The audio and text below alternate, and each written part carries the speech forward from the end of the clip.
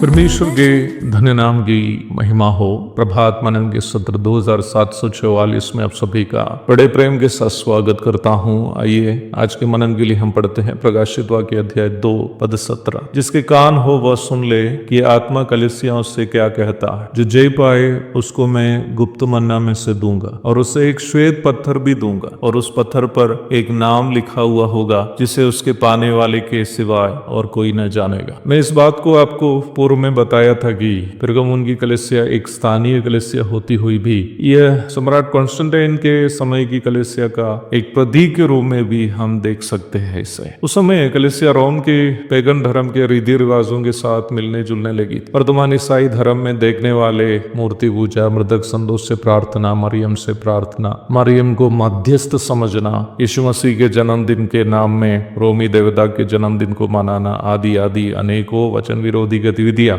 इसी जमाने में मसीहत में प्रवेश करना शुरू हो गए थे। इसलिए ही पेरगमुन की कलीसिया को द पोल्यूटेड चर्च अथवा प्रदूषित कलीसिया कहते हैं। कलीसिया इस प्रकार आत्मिक सच्चाइयों से दूर हो जाने का मुख्य कारण वहां सिखाई गई झूठी शिक्षा थी। कहने का तात्पर्य यह है कि अनैतिक जीवन और झूठी शिक्षा दोनों एक सिक्के के दो पहलू के समान है, एक दूसरे का समर्थन करता है। हम जिस सिद्धांत को मानते हैं उसी सिद्धांत पर आधारित जीवन हम बिताते हैं। वर्तमान मसीहत को भी इसी परिप्रेक्ष्य पर हम तोल सकते हैं। यदि हम वचन के सही उपदेश को मानते हैं तो हमारे जीवन भी सही होंगे। यदि उपदेश हमारा गलत हो जाए तो हमारे जीवन भी उसके अनुसार गलत हो जा सकता है। प्रारंभ में पढ़ी गई पद में दिया गया प्रभु का प्रस्ताव को हमें इसी परिप्रेक्ष्य में समझना है। जय पाने वालों को प्रभु की ओर से देने जाने वाले कुछ पुरस्कारों के बारे में प्रभु का ही बयान को हम यहाँ देखते हैं। कौन है वो जो जय पाते हैं? वही जो वचन का सही उपदेश को थामे हुए संसार के पापों से अपने आप को सुरक्षित रखते हैं। ऐसे विश्वासियों को गुप्त मन्ना, श्वेत पत्थर तथा उस पर आलेखित नाम से नवाजा जाएगा। ये तीनों स्वर्गीय पुरस्कार होने के कारण उसके बारे में अनुमान लगाने के अलावा हमारे पास दूसरा कोई विकल्प वर्तमान में नहीं है। उसका सही अर्थ हम तभी समझ पाएंगे जब हम प्रभु के पास पहुंच जाएंगे। फिर भी वचन से हम कुछ अनुमान तो जरूर लगा सकते हैं। मन्ना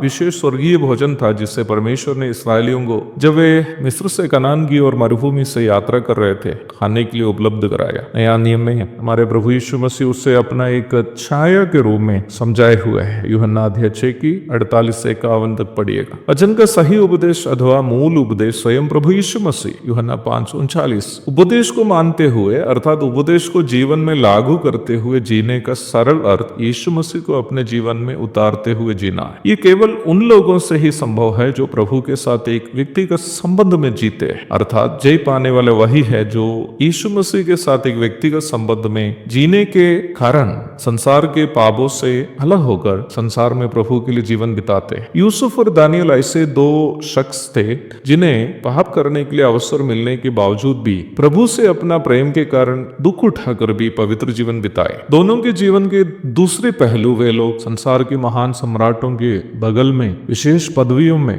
विराजते हुए हम देखते हैं। मेरी कल्पना यह है कि उन महारथियों के समान जो संत लोग प्रभु से अपना गहरा प्रेम के कारण पाप से अलग होकर संसार में पवित्र जीवन बिताए, वे अनंतकालीन स्वर्गीय जीवन में प्रभु की उपस्थिति में विशेष पदवियों में विराजेंगे। मिस्र का राजा यूसुफ को सापनत पनेह और दानियल को बाबिलोन का राजा बेलतशस्सर के नए नाम देकर उन्हें आदर की। उत्पत्ति 41 की 45 और दानियल 1 की 7। सापनत पनेह नाम का अर्थ रहस्यों को जानने वाला मनुष्य, बेलतशस्सर नाम का अर्थ अर्थात बेल इसकी रक्षा करे। शब्दों का सीधा अर्थ से बढ़कर ये दोनों जो राजाओं ने यूसुफ और दानियल को दिए नाम, ये उन राजाओं से यूसुफ और दानियल की करीबी संबंध को सूचित करते हैं। वैसे ही अनेकों करोड़ों संत प्रभु के पास उस अनंतकालीन जीवन में प्रवेश करते हैं। उसमें से गिने चुने लोगों को यदि प्रभु विशेष नाम श्वेत पत्रों में लिखकर उन्हें आदर करेंगे, निश्चित ही ये संसार में उन संतों के द्वारा प्रभु से दिखाए गए अपनापन का प्रतिफल होगा। पौराणिक समय में ओलंपिक्स में जीतने वालों को राजा के हाथ से विशेष पदवियां देते समय उनका नाम संगमरमर के पत्थरों पर लिखकर उन्हें दिए जाते थे। वो विशेष पदवियों को उन्हें देने का एक संकेत भी था। मुझे ये पता नहीं है कि वह किस प्रकार की पदवी देकर प्रभु अपने प्रिय लोगों को आदर करेंगे, लेकिन एक बात निश्चित है कि वो विशेष स्वर्गीय पदवियां होंगे जिसकी कल्पना हम संसार में रहकर कर नहीं पाएंगे। मुझे सुनने वाले प्रिय भाई बहनों, क्या आप नहीं चाहते हैं कि प्रभु से इन विशेष पुरस्कारों को पाए? यदि आपका जवाब हाँ है तो वचन की सही शिक्षा के अनुसार प्रभु को प्रसन्न करने वाला एक जीवन बिताने की कोशिश करें। आप भी अवश्य होंगे उन महान संतों की श्रेणी में जो प्रभु से विशेष प्रतिफल पाते हैं। एक और शुभ दिन की धन्य कामनाओं के साथ आज का मनन में यह समाप्त करता हूं। प्रभु आप सबको आशीष दे। आमीन।